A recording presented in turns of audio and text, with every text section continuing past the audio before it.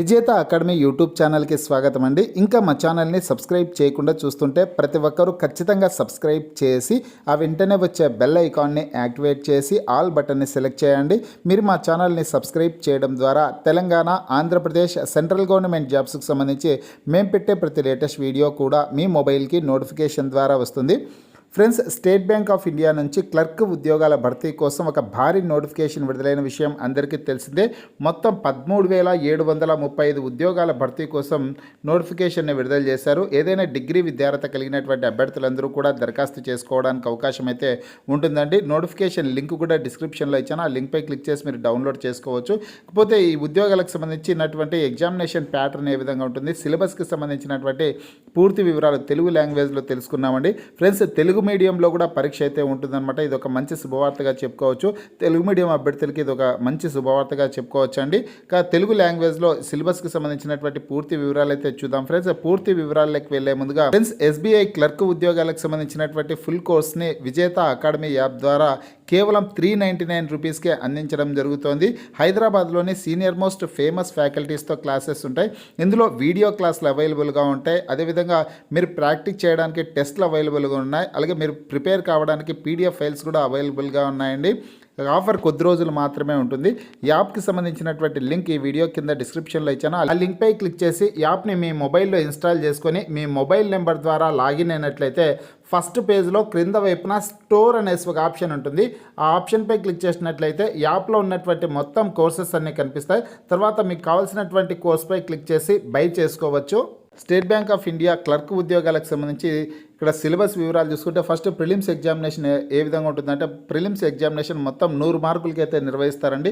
Objective విధానంలో examination అయితే ఉంటుందన్నమాట.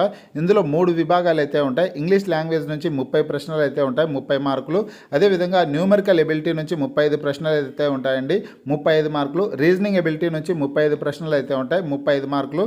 టోటల్గా చూసుకుంటే 100 మార్కులకి ఈ పరీక్ష నిర్వహిస్తారు. ఫ్రెండ్స్, నెగిటివ్ మార్కింగ్ కూడా ఉంటుందన్నమాట. కాబట్టి చూసి జాగ్రత్తగా ఆన్సర్స్ అయితే చేయాల్సి ఉంటుంది. ప్రతి తప్పు సమాధానానికి 1/4తో నెగిటివ్ మార్కింగ్ అయితే ఉంటుందన్నమాట. ఇక ఈ ఎగ్జామినేషన్ ఇక్కడ తర్వాత ప్రిలిమ్స్ పరీక్షలో వచ్చినటువంటి మెరిట్ను ఆధారంగా చేసుకునేసి మెయిన్స్ ఎగ్జామ్స్కి అభ్యర్థులను ఎంపిక చేయడం అయితే జరుగుతుందన్నమాట.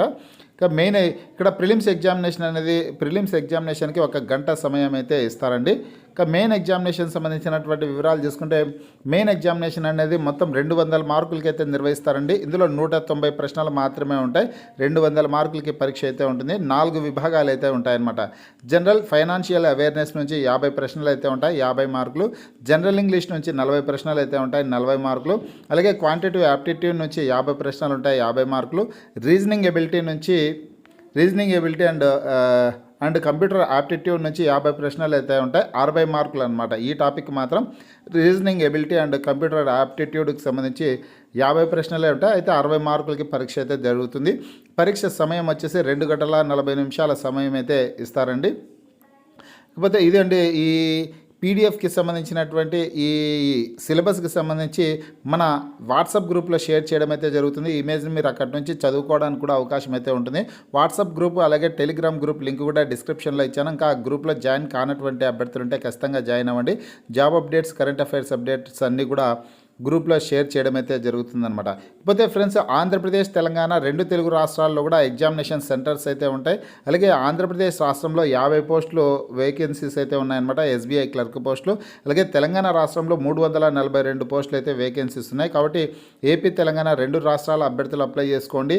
ఏపీ, తెలంగాణ 2 రాష్ట్రాల్లో పరీక్షా కేంద్రాలు ఎక్కడ ఉంటాయంటే ఆంధ్రప్రదేశ్ రాష్ట్రంలో అనంతపురం, గుంటూరు, విజయవాడ, కడప, కాకినాడ, కర్నూలు, నెల్లూరు, రాజమండ్రి, శ్రీకాకుళం, తిరుపతి, విశాఖపట్నం, విజయనగరం ప్రాంతాల్లో ఎగ్జామినేషన్ సెంటర్స్ ఉంటాయి. తెలంగాణ రాష్ట్రంలో హైదరాబాద్, కరీంనగర్, ఖమ్మం, వరంగల్ ప్రాంతాల్లో ఎగ్జామినేషన్ సెంటర్స్ అయితే ఉంటాయన్నమాట. ఫ్రెండ్స్, మీకు ఈ వీడియో నచ్చినట్లయితే లైక్ చేయండి, షేర్ చేయండి.